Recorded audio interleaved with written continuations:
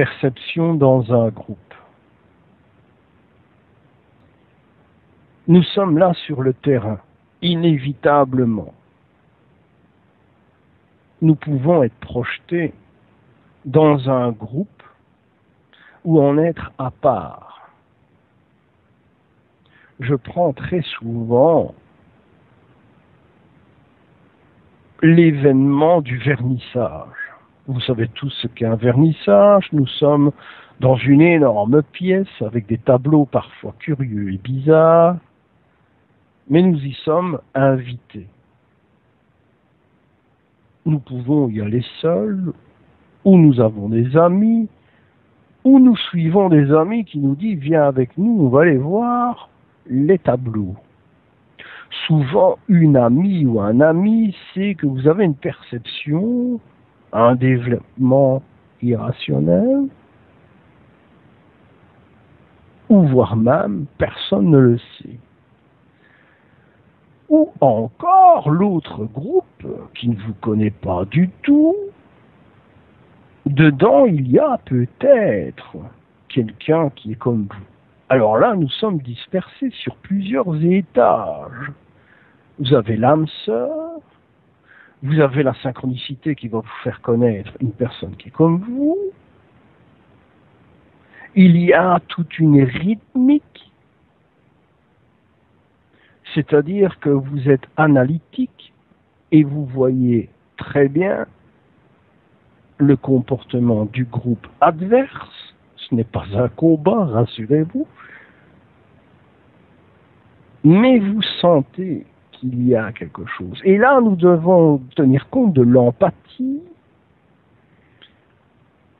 Outrepasser l'empathie, vous avez plusieurs contacts. Non seulement vous pouvez, selon votre perception des choses, avoir aucun contact verbal, ni de regard, mais vous percevez qu'un des individus du groupe a quelque chose. En fonction et toujours d'une vidéo ultérieure, la confiance en soi, vous pouvez user d'un stratagème pour communiquer un message à cette personne.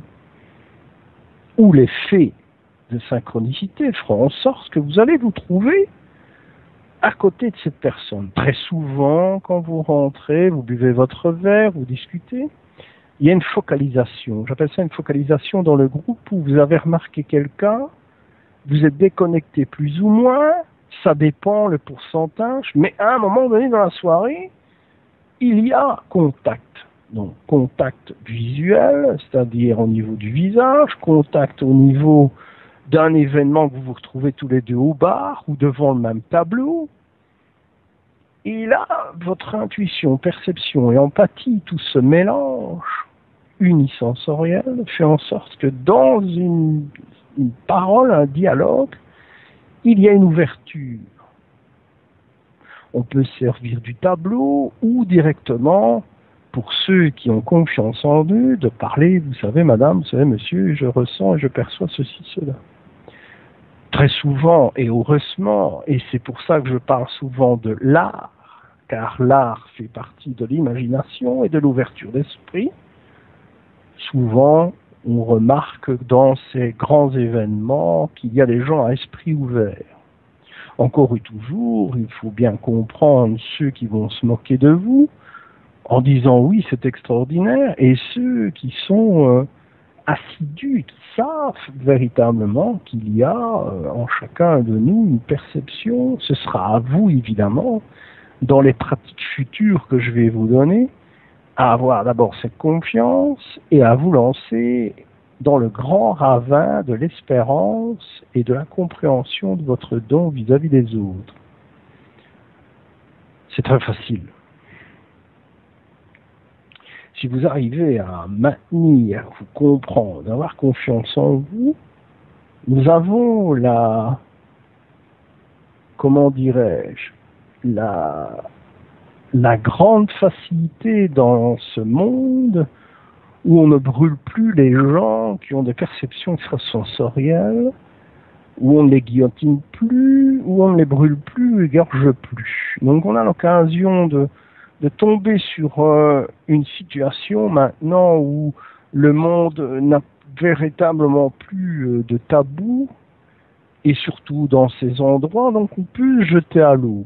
Oh, je ne vais pas vous lancer la grande séance de notre acteur Louis de Funès qui fait du spiritisme dans Scotland Yard contre Fantomas. Mais c'est un petit peu ça, ce cliché.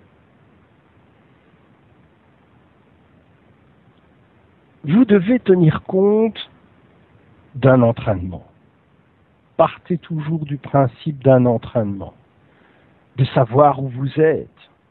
Rappelez-vous, parfois je lance un lien ou une question qui semble complètement farfelue, et c'est un lien un peu comme si on va à la pêche, mais on est certain du poisson. C'est ça toute la différence. Votre ligne de pêche, c'est votre sûreté. C'est votre assurance. Et la canne à pêche, la canne en elle-même, c'est vous. Flexibilité, perception, concentration, analytique, déduction, en fonction de vos perceptions.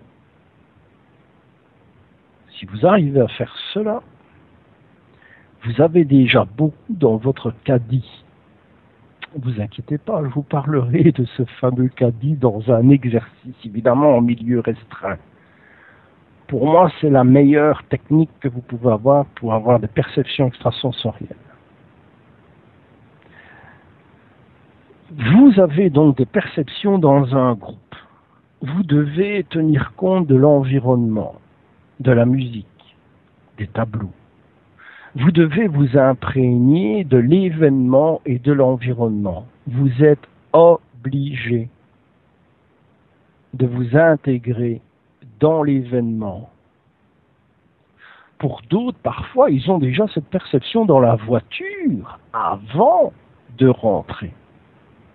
Rappelez-vous, pour ceux qui me connaissent, je dessinais parfois des dessins bien avant d'être présent. Je dessinais la maison, rappelez-vous, du côté de Carcassonne, ou bien d'autres. Là n'est pas la question de parler de moi, on parle de vous.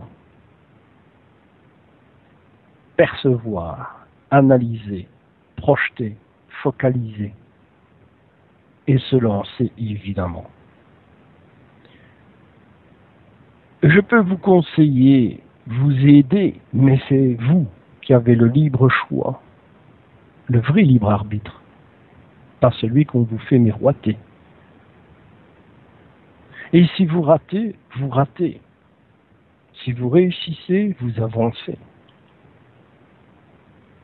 C'est mieux cela que laisser une perception dans sa poche et vivre avec quelque chose qu'on pourrait utiliser pour soi et pour les autres.